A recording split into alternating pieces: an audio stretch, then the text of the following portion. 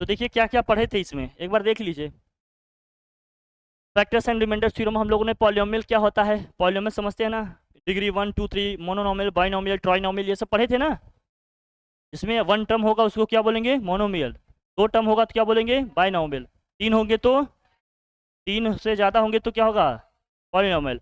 और जिस पॉलिनोमियल की डिग्री 1 होगी उसको लीनियर पॉलिनोमियल बोलते हैं, जिसकी डिग्री 2 होगी उसको क्वाड्रेटिक बोलते हैं, जिसकी डिग्री 3 होगी उसको क्यूबिक बोलते हैं। ये सब बताए थे ना, डिग्री का मतलब क्या है ना, समझाए थे।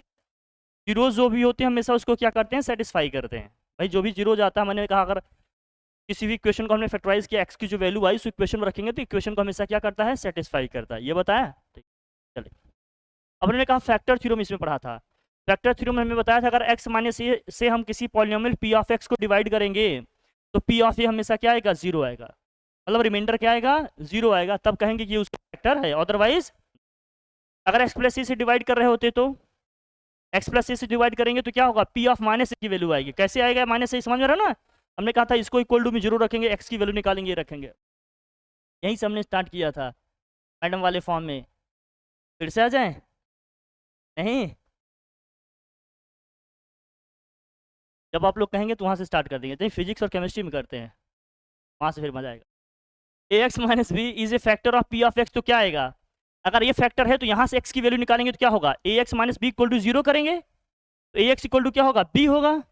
तो एक्स इक्वल टू क्या आ जाएगा, बी बाई ए। तो पी बी बाई ए पे चेक करेंगे, वैल्यू अगर जीरो आएगी तो फैक्टर है, अदरवाइज। समझ में आया ना कैसे निकल रहा है। फिर ये दिया है वही सब, कैसे निकल रहा है ये साइड में बताया गया है, क्लियर है ना।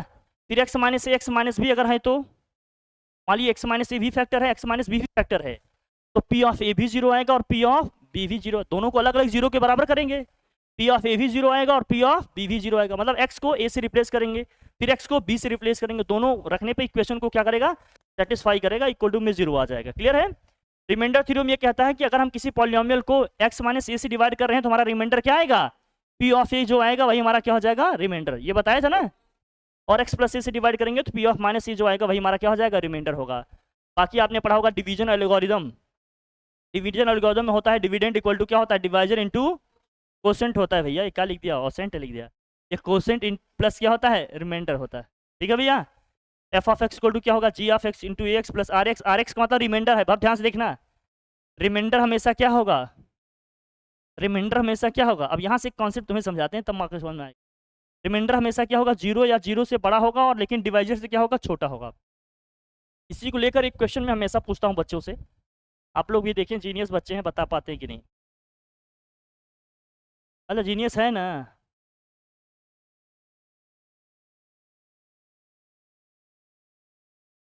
डिवीजन एल्गोरिदम में हमने ये कहा कि जिससे हम डिवाइड कर रहे हैं, ये डिवाइजर है हमारा। यहाँ क्या होता है, डिविडेंड। ये क्या होता है, क्वोशिएंट। यहाँ क्या आता है जो बचेगा हमारा वास्ट में, रिमाइंडर होगा, है ना भैया। अब ये बताना, तो डिवीजन एल्गोरिदम हमारा कहता है कि ये जो डिविडेंड होगा किसके इक्वल होगा, बताओ।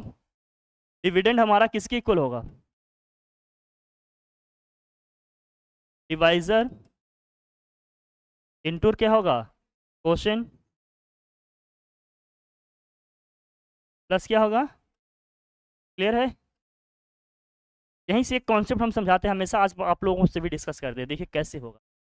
इसका मतलब डिवीजन का कॉन्सेप्ट अगर आपको क्लियर है तो आप सब कर ले जाएंगे। जो भी इस तरह के क्वेश्चंस आएंगे, फैक्टराइजेशन है या डिवीजन, मतलब फैक्टर्स थ्योरम है, रिमाइंडर्स थ्योरम है, ये सब कैसे करेंगे स्मार्टली, ये सीखेंगे अभी। अभी क्वेश्चन में सीखेंगे। किसी भी डिग्री का क्वेश्चन हो उसके रूट्स आप ओरली बता दोगे, मैं सिखा दूंगा, लेकिन पहले एकेडमिक लेवल पे सिखाते हैं आपको, तब स्मार्ट तरीके से लिखना बताना सिखाते हैं आपको, ताकि एमसीक्यू वाले क्वेश्चन या क्वेश्चन का आंसर आप डायरेक्ट गेस कर पाओ। हर कोई करके देखेगा, आप गेस करके बता दोगे आंसर क्या आने वाला है, लेकिन सीखो पहले। ये कॉन्सेप्ट जो आपने सीखा, इसमें जो रिमाइंडर होता है, रिमाइंडर का जो कॉन्सेप्ट है, रिमाइंडर जो होगा हमारा ना, ये जो रिमाइंडर आएगा, रिमाइंडर हमारा या तो क्या होगा, जीरो होगा, या जीरो से बड़ा होगा, या तो जीरो होगा या तो क्या होगा, लेकिन डिवाइजर से छोटा होगा।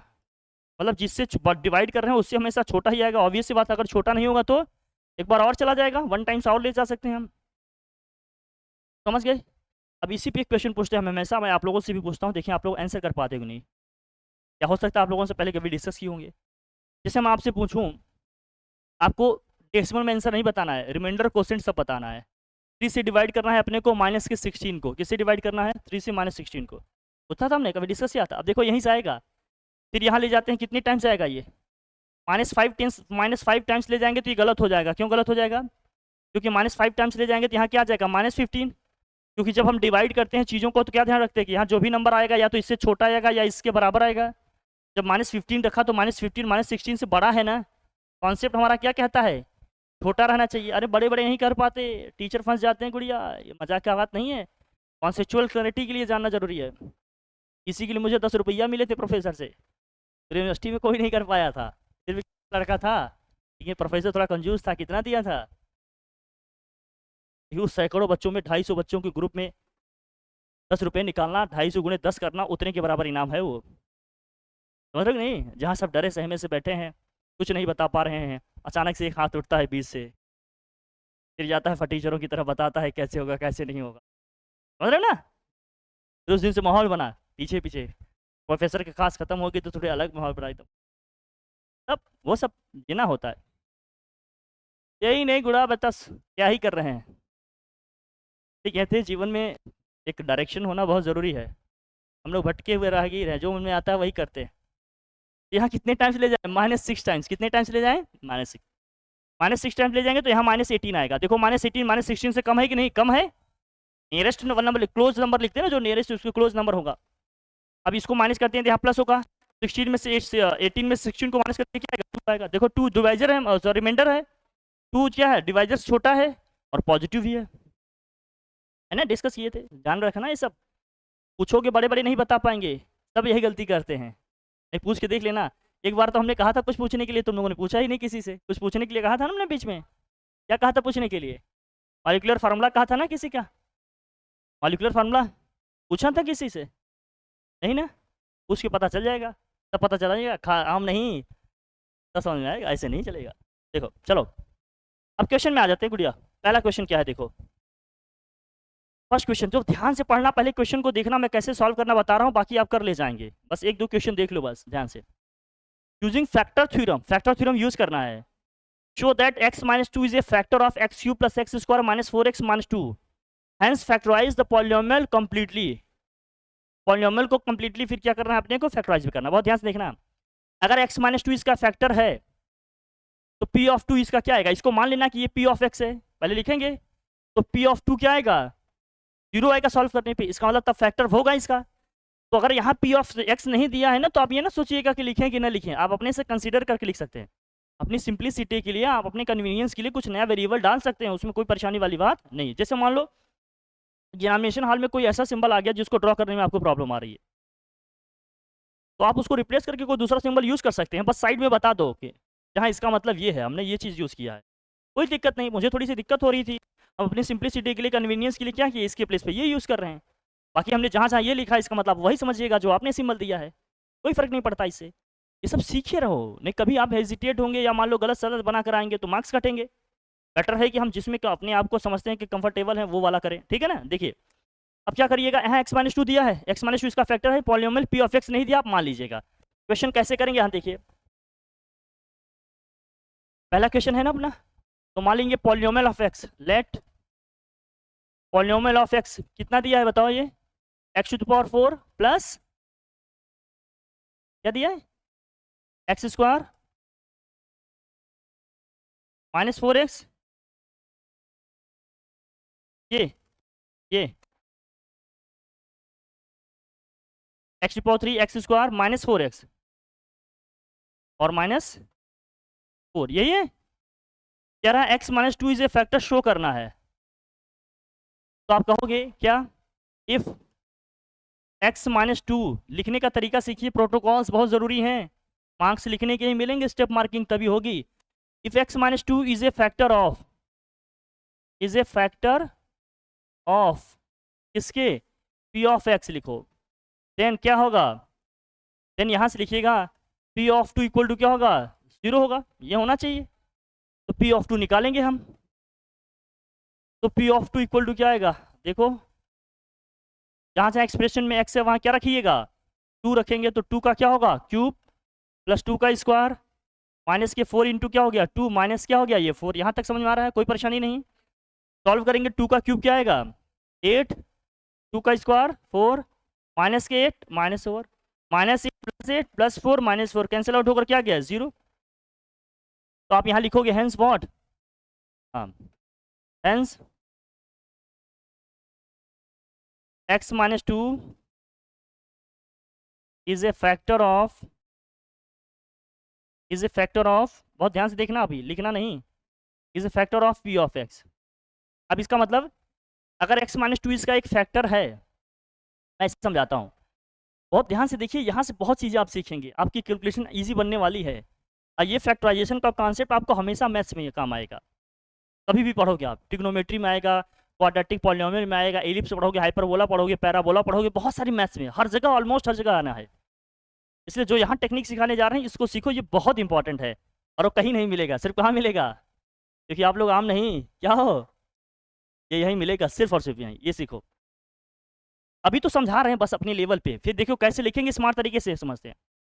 अभी समझा रहे हैं कि जैसे मान लीजिए 12 का, मान लीजिए हमने कह दिया कि अब इससे देखो एक चीज़ ये भी समझ लेना, जिस भी पॉलिनोमियल की जो डिग्री होती है, जिस भी पॉलिनोमियल की जो डिग्री होती है उसके उतने जीरोज या रूट्स निकलते हैं। जैसे क्वाड्रेटिक इक्वेशन आपने पढ़ा कितने रूट्स निकलते थे 2, लीनियर इक्वेशन आपने पढ़ा कितनी वैल्यू निकलती थी, एक्स या वाई की एक ही वैल्यू निकलती थी। यहाँ क्यूबिक है तो कितनी वैल्यूज निकलेंगे 3, जिसकी जितनी डिग्री रहेगी उसकी उतनी वहां से वैल्यू क्या होंगी निकलेंगे। ये दिमाग में आए बात, क्लियर है, अब यहाँ समझना। तो 3 निकलने का मतलब उसके 3 क्या होंगे, जैसे हमने जब क्वाड्रेटिक इक्वेशन पढ़ाया होगा तो हमने बताया होगा डिग्री 3 होने का मतलब क्या है, 3 इसके सोल्यूशन मिलेंगे, 3 जीरोज निकलेंगे, 3 इसके रूट्स निकलेंगे, 3 इसके फैक्टर्स बनेंगे, ये 3 बार एक्स एक्सिस को इंटरसेक्ट करेगा या टच करेगा, ऐसा सब बताए थे, याद है तुम लोग को, वहां सब बताया था हमने डिटेल में। क्वाड्रेटिक इक्वेशन वाली वीडियो में हमने सब डिटेल में बताया है, ग्राफ करके दिखाया था वहां पर हमने। इसका मतलब 3 इसके फैक्टर बने, कितने फैक्टर बनेंगे 3, बहुत ध्यान से देखना जो मैं समझाने जा रहा हूँ। तो भैया x - 2 इसका फैक्टर बन गया, तो जैसे हमने कह दिया कि मान लीजिए कोई नंबर क्या है 8 है, सपोज करो, लेट्स से सपोज क्या है नंबर 8 है, और 8 के कितने फैक्टर बनने हैं 3, 8 के कितने फैक्टर बनने हैं 3, जिसमें से 2 एक फैक्टर हो गया, 2 एक क्या हो गया फैक्टर बन गया। तो बाकी बचे हुए 2 फैक्टर्स क्या हो सकते हैं, या तो हो सकता है 2 2 ही हो, या हो सकता है 1 और क्या हो 4 हो, पॉजिटिव नेगेटिव कुछ भी हो सकता है, वो बाद में देखेंगे, केवल नंबर की भी बात कर रहे हैं कि बाकी बचे हुए 2 फैक्टर क्या हो सकते हैं, 2 2 हो सकते हैं, या क्या हो सकते हैं 1 और 4 हो सकते हैं। भाई 1 ये भी हो सकता है, वो भी हो सकता है, प्लस माइनस वो बाद में देखेंगे, मसला भाई ये देखेंगे नंबर्स क्या आएंगे, क्लियर है ये बात। तो वैसे x - 2 इसका फैक्टर हो गया। जैसे हम ये कैसे जाने कि बचे हुए को इतना लिखें, भाई इस 8 को 2 से डिवाइड कर देंगे, बचा क्या हमारे पास 4, इसका मतलब 4 के लिए हमें 2 फैक्टर सोचना है, तो 4 के लिए दो फैक्टर क्या हो जाएंगे हमारे, 2 2 हो सकते हैं या 1 4 हो सकता है। फैक्टर हो गया, उससे इसको डिवाइड कर देंगे, जो बचेगा उसको हम क्या करेंगे फैक्टराइज करेंगे, ऐसे समझो। यहाँ डिग्री 3 है, इसका मतलब कितने फैक्टर आएंगे 3, जिसमें एक फैक्टर क्या हो गया x - 2, तो x - 2 से इसको डिवाइड कर देंगे, जो हमारा क्वोशिएंट आएगा अब उसे ही क्या करना रहेगा फैक्टराइज करना रहेगा। तो x - 2 से हम क्या करेंगे डिवाइड करेंगे, किसको x - 2 से डिवाइड करेंगे x³ प्लस x² -4x -4 को। अब इसको डिवाइड करेंगे कितने टाइम्स जाएगा, मैंने समझाया था डिवीजन, कितने टाइम्स ले जाएंगे, पहले पहले नंबर को टारगेट करते हैं ना, x³ है वहां x है, कितने टाइम्स ले जाएं x² प्लस है तो प्लस का x², समझाया था ना लास्ट क्लास में, x² से मल्टीप्लाई करेंगे सारे टर्म मल्टीप्लाई हो जाएंगे भाई, तो क्या होगा ये x³ x² को माइनस मल्टीप्लाई करेंगे क्या आएगा -2x², इज दैट क्लियर। जब सब्ट्रैक्ट करते हैं तो साइन क्या होगा चेंज, यहाँ प्लस है तो माइनस, यहाँ माइनस है तो क्या आएगा प्लस, क्लियर है ना भाई बता।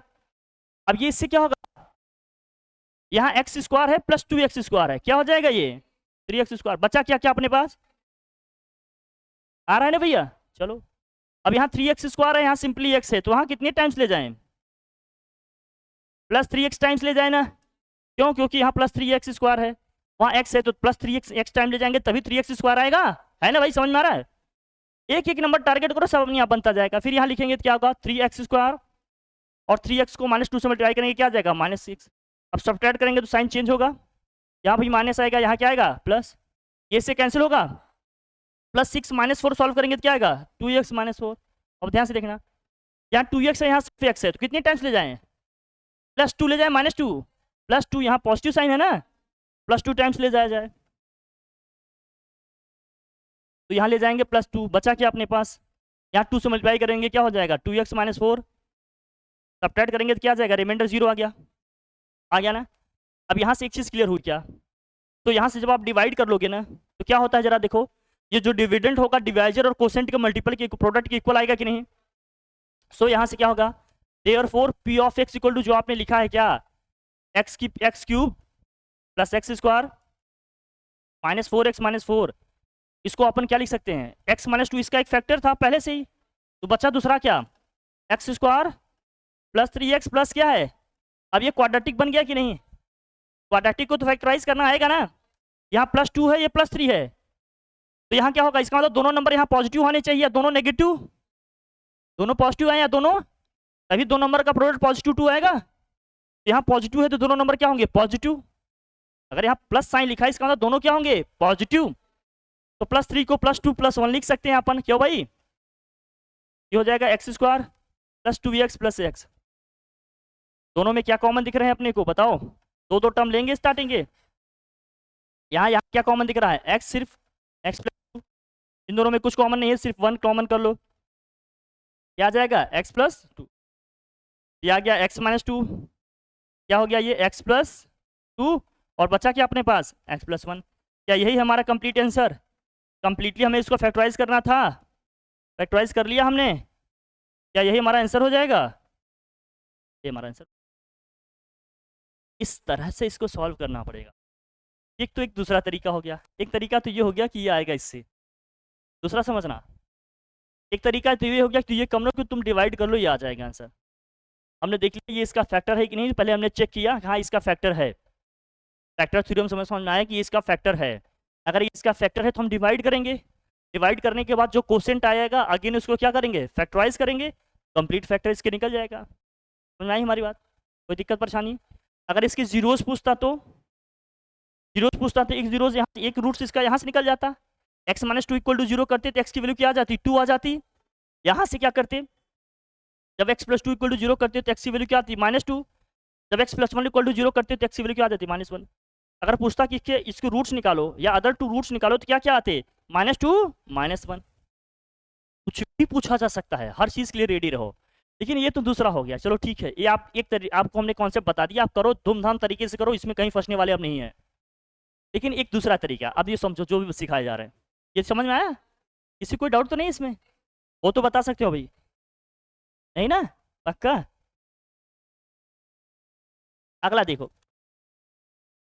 जो हम आपको बता रहे हैं कि अभी देखो, अब तो पहले तो आप स्टार्टिंग में वो चेक कर लेंगे, स्टार्टिंग में तो आप क्या करेंगे उसको चेक कर लेंगे कि उसका फैक्टर है कि नहीं, तो 2 तो निकल के आ गया, जो पॉलिनोमियल ऑफ एक्स था हमारा क्या था, बताओ हिमाद्री क्या था पॉलिनोमियल ऑफ एक्स, और अब ये देखना, ये अगर समझ गए तो आपको इतना तामझाम करने की जरूरत नहीं, बहुत आसानी से लिख लेंगे, कैसे लिखेंगे ये समझना, हमने आप लोगों को क्या बताया था, अगर ये समझा रहा हूँ साइड में, फिर इसको मैं हटा दूंगा, देखो यहाँ अगर ये लिखा है x square plus 5x plus 6, अगर ये आप सीख गए तो आप दूसरों को लीड करेंगे, इससे बहुत बेहतरीन है ये, अगर ये सीख गए तो इसके 2 फैक्टर बनेंगे, एक बनेगा x प्लस 2, दूसरा क्या बनेगा x प्लस 3, जो भी फैक्टर बनेगा, अब जो भी 2 फैक्टर बनेगा ये कांस्टेंट टर्म तो इन दोनों को मल्टीप्लाई करने के बाद ही आता है कि नहीं, बीच में क्या आ रहा है ये छोड़ो अभी, लेकिन जो यहाँ कांस्टेंट टर्म होता है हर एक फैक्टर का जो लास्ट वाला टर्म होता है मल्टीप्लाई करने पे आता है कि नहीं, कांस्टेंट टर्म को मल्टीप्लाई करने के बाद ही आता है, अब बहुत ध्यान समझना, अगर यहाँ पर पॉजिटिव साइन है इसका मतलब ये दोनों कांस्टेंट टर्म या तो पॉजिटिव रहे होंगे या तो क्या रहे होंगे नेगेटिव रहे होंगे, लेकिन अगर पॉजिटिव साइन है तो इसका मतलब दोनों क्या रहे होंगे पॉजिटिव रहे होंगे, लेकिन अगर यही क्वेश्चन ये लिखा होता तो एक्स स्क्वायर माइनस के 5x प्लस 6, तो अभी भी +6 ही है ये, तो क्या लिखते हैं इसको x माइनस 2 x माइनस 3, क्यों, क्योंकि -2 -3 को मल्टीप्लाई करेंगे तो +6 आएगा, और -2 -3 को प्लस करके क्या आएगा -5 आएगा, फैक्टर डायरेक्ट लिख लेंगे, करने की आपको अलग से जरूरत, ये मैं कह रहा डायरेक्ट कैसे लिखेंगे तुरंत लिख जाएंगे, लेकिन अगर यही उल्टा साइन रहे तो मान लो एक्स स्क्वायर यहाँ लिखा है +6 प्लस 5x -6 लिखा है, अब -6 कैसे आएगा प्रोडक्ट में, जब एक पॉजिटिव होगा एक क्या होगा, तो अब यहाँ देखो यहाँ प्लस के 5 लिखा है, इसका मतलब बड़ा वाला नंबर पॉजिटिव होगा, छोटा नंबर यहाँ प्लस के सी लिख लेते हैं, यहाँ -1 +6 -1 +5 आएगा, +6 को -1 से मल्टीप्लाई करेंगे क्या आएगा माइनस के 6 आएगा, बन गए दोनों फैक्टर। ये बात समझ में आ रही कि नहीं मैं कैसे लिख रहा हूँ? क्लियर है ना? डायरेक्ट लिख लेंगे, फिर आपको बहुत ज़्यादा सोचने की जरूरत। अब अगला देखो, ऐसे दिया होता तो एक्स स्क्वायर -5x-6 दिया होता तो नेगेटिव दिया दोनों में, तो -5 तो आएगा, -5 -6 सही है में, एक पॉजिटिव एक नेगेटिव होगा। यहाँ नेगेटिव साइन दिया है तो इसका मतलब बड़ा वाला नेगेटिव होगा, छोटा वाला क्या होगा? पॉजिटिव। दैट्स ऑल, इतना लिख लेंगे। मैं जो समझाना चाह रहा हूँ, यहाँ कांस्टेंट टर्म को मल्टीप्लाई करते हैं तब ये कांस्टेंट टर्म मिलता है। जब आपको फैक्टराइजेशन निकालना होगा तो आप कैसे सोचिएगा ये समझिए। तो जो हमने फैक्टर सबसे पहले लिखा, यहाँ देखिए, x square plus 5x plus 6 लिखा। मान लो P of x equal to ये होता आपके पास x square plus 5x plus 6। हम फैक्टराइजेशन से कर सकते हैं, नो डाउट, लेकिन हम फैक्टर्स एंड रिमाइंडर थ्योरम को यूज़ करना चाहते हैं। हम फैक्टर्स थ्योरम को यूज़ करके करना चाह रहे हैं, केवल फैक्टर थ्योरम को करना चाहते हैं। हमें नहीं आता फैक्टराइजेशन, आना चाहिए कि हम सीख लिए हैं, खूब प्रैक्टिस किए हैं।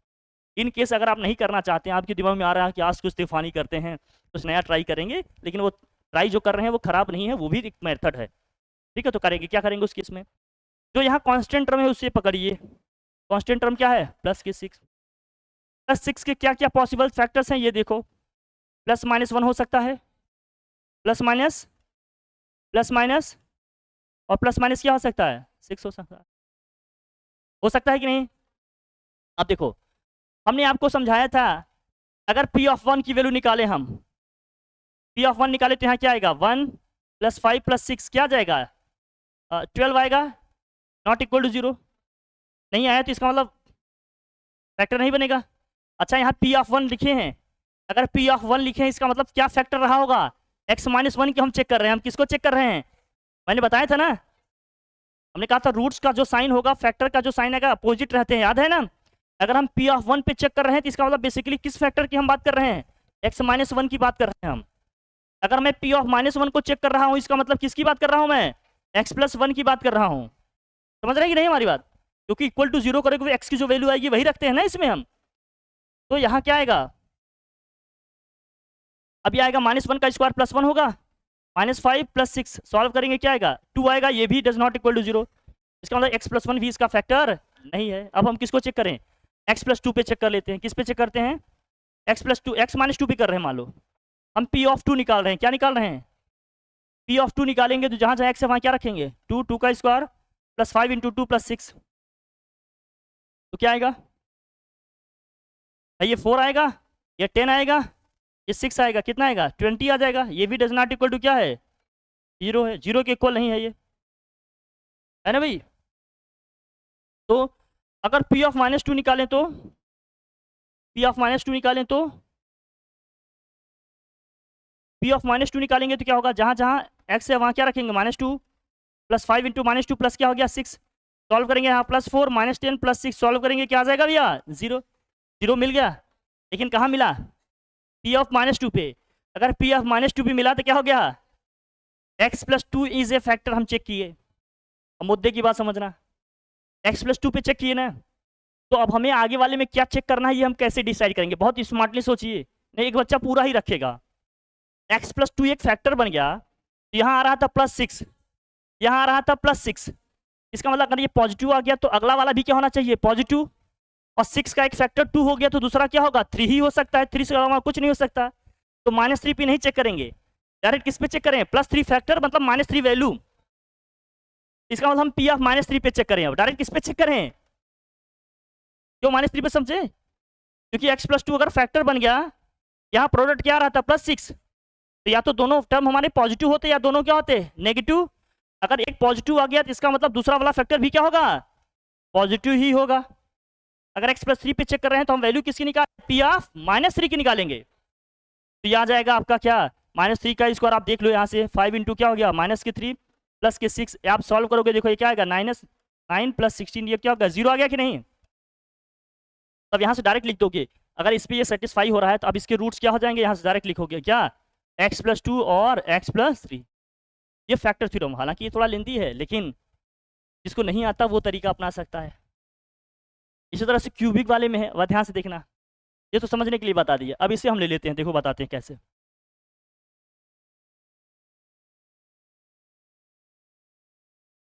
इसको करते हैं हम लोग, कैसे करेंगे देखो। -4 है, -4 है। अब -4 है तो -4 या 4 को बस उठाओ तुम, क्यूबिक एक्सप्रेशन है ना, कितने फैक्टर बनेंगे बताओ? 3 फैक्टर बनेंगे। तो 4 के क्या क्या पॉसिबल फैक्टर हैं? या तो +-1 +-2 या फिर क्या होगा? इसके अलावा कुछ हो सकता है क्या? नहीं। हम P(1) चेक कर रहे हैं। क्या चेक कर रहे हैं? P(1) चेक कर रहे हैं। इसका मतलब हम कौन से फैक्टर की बात कर रहे हैं? फैक्टर कौन सा है? x माइनस, हमने कहा था साइन हमेशा क्या होगा इसके?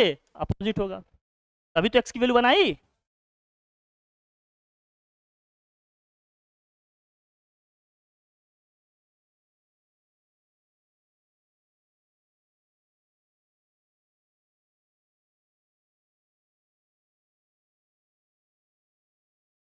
तो इसको करेंगे तो क्या आएगा? P(1) का निकालेंगे तो क्या आएगा बताओ? जहां जहां x है वहां क्या रखिएगा? 1 का क्यूब प्लस का 1 का स्क्वायर -4 क्या आएगा जरा बता? 1 + 1 क्या हो गया? 1 -4 इक्वल टू 0 आएगा क्या? नहीं। P(-1) पे चेक कर लेते हैं। P(-1) पे चेक कर रहे हैं, इसका मतलब बेसिकली हम किसके लिए चेक कर रहे हैं? x+1 के लिए चेक कर रहे हैं। अगर x+1 के लिए चेक कर रहे हैं तो क्या आएगा बताइए? जहां जहां x है -1 रखो, -1 का क्यूब -1 का -4 इंटू -1 प्लस का क्या हो गया? -4 है ना। अब ये क्या आएगा? -(1) ये आएगा +(1) तो ये क्या हो गया? -4 +1 -1 +4 कैंसिल हो गया, क्या हो गया? 0। एक फैक्टर क्या बन गया? एक फैक्टर x-2 दिया ही था, ध्यान से समझना। एक फैक्टर हमें क्वेश्चन में ही दिया है, क्या? x-2। दूसरा फैक्टर क्या आ गया हमारा? अब 3 नंबर का प्रोडक्ट क्या आ रहा है भाई? 3 फैक्टर बनेगा। रिजल्ट क्या आ रहा है? नेगेटिव आ रहा है। 4 के क्या क्या पॉसिबल फैक्टर हैं? 1 2 4 हो सकता है, जिसमें 1 और 2 आ गया। 1 इंटू 2 करेंगे तो -2 आएगा। 1 इंटू 2 करेंगे -2 आएगा ना। -2 इंटू 1 करेंगे -2 आएगा। तो -2 को किससे मल्टीप्लाई कर दें कि -4 आ जाए? -2 को किससे इंटू कर दें कि -4 आ जाए? प्लस की 2 से करें ना। इसका मतलब अगला फैक्टर क्या बनेगा हमारा? x+2 लिख के चले आ गया। इन दोनों को नंबर को मल्टीप्लाई किए, -2 + 1 को तो -2 आएगा। बस कांस्टेंट टर्म को ढूंढो बस। हमें लाना क्या है इसकी यूनिट प्लेस पे, मतलब कांस्टेंट टर्म पे? -4। तो इन दोनों को मल्टीप्लाई करें तो -2 आ गया। -2 को किससे मल्टीप्लाई करते हैं कि -4 आ जाए? +2 से। तो अगला फैक्टर क्या बन गया? x+। पूरा करने की जरूरत नहीं, सीधे आ गया आंसर हमारा। ये डिफरेंट अप्रोच है, यहाँ से भी चीज़ों को लिखा जा सकता है। इससे बहुत सारे एमसीक्यू में क्वेश्चन आएगा, इसका फैक्टर है कि नहीं है, या है, तो यहाँ से चेक करके डायरेक्ट लिख देंगे। बस इसी नंबर को पकड़ो। जैसे तुम्हें से क्वेश्चन दे दिया, अब ऐसे समझो, तुम्हें दे दिया एक पॉलिनोमियल दे दिया, ऐसे रैंडमली मान लो x³ + 2x² - 5x + 8 दे दिया। अब आपको 4 ऑप्शन दिया है, किसके जीरोज होंगे या इसके फैक्टर्स होंगे। इसके जो जीरोज होंगे कौन कौन से हैं? ए में दे दिया 1 2 3, बी में दे दिया आपको -1 -2 और -4 दे दिया, और सी में दे दिया -1 -2 और क्या दे दिया आपको? +4 दिया है। डी में दिया है आपको मान लो -4 और 2 दिया है, और मान लेते हैं 1 दिया है। कौन सा ऑप्शन ठीक होगा?